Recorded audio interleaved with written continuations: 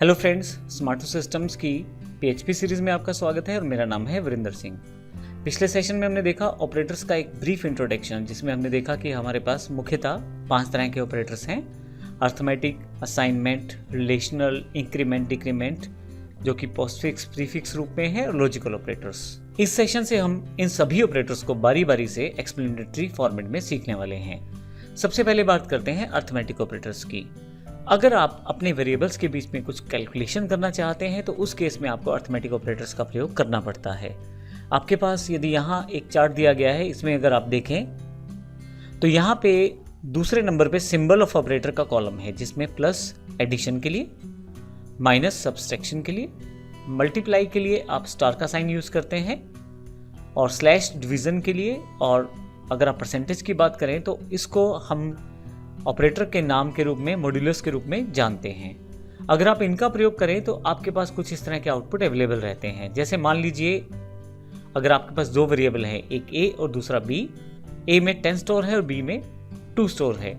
अगर मैं इन दोनों को जोड़ूंगा तो 12 आउटपुट आएगा।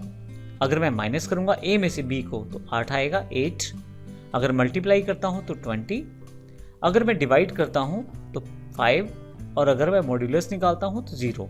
इसको हम यहाँ दिए गए एग्जाम्पल से समझते हैं। मान लीजिए ए में आपके पास 10 सेव है और बी में 2 सेव है, और अगर मैं यहाँ 10 को 2 से डिवाइड करता हूँ, यानी कि डिवीजन करता हूँ, तो उस केस में हमारे पास क्वोशंट स्टोर किया जाएगा। ऊपर वाला जो आउटपुट है 5, यहाँ देखिए 5 अवेलेबल है आंसर के रूप में। लेकिन अगर मैं मॉड्यूलस का प्रयोग करता हूँ तो इस केस में रिमाइंडर का प्रयोग किया जाएगा, जो कि 0 है यहाँ पे। तो ध्यान रखिएगा, आप क्या प्राप्त करना चाहते हैं ये डिपेंड करता है आपके ऑपरेटर पे। यदि आप डिवीजन का ऑपरेटर प्रयोग करेंगे तो क्वोशंट अवेलेबल रहेगा आउटपुट में, और यदि आप मॉड्यूलस का ऑपरेटर प्रयोग करेंगे तो फिर आपके पास रिमाइंडर रहने वाला है। आइए इसको प्रैक्टिकल रूप में अर्थमेटिक्स example.php के नाम से जो फाइल है उसको देखकर हमें ये ज़्यादा क्लियर हो जाएगा। तो आइए देखते हैं। मैं आपको पिछले सेशन में भी बता चुका हूँ कि हमारे पास यहाँ PHP एक्सरसाइज के नाम से पहले से एक फोल्डर अवेलेबल है। किसी कारण से आपके पास ये फोल्डर अवेलेबल नहीं है तो भी आप हमारी वेबसाइट www.ishtworld.com पर या smartosystems.in पर जाकर भी डाउनलोड कर सकते हैं।